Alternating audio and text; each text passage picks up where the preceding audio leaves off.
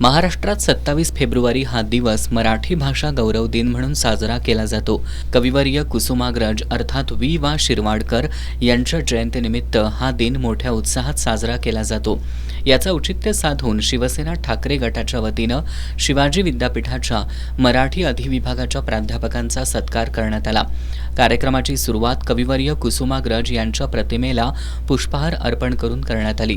शिवाजी विद्यापीठाचे कुलगुरू डॉक्टर दिगंबर शिर्के यांच्या प्रमुख उपस्थितीत हा सत्कार सोहळा पार पडला.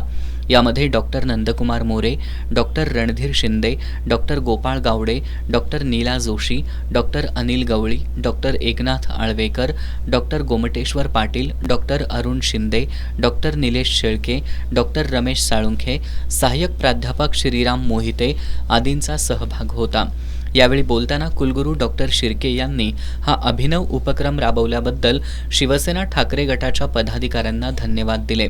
आभार व्यक्त करत अशा प्रकारची ऊर्जा देणारी कौतुकाची थाप गरजेचं असल्याचं मत त्यांनी व्यक्त केलं.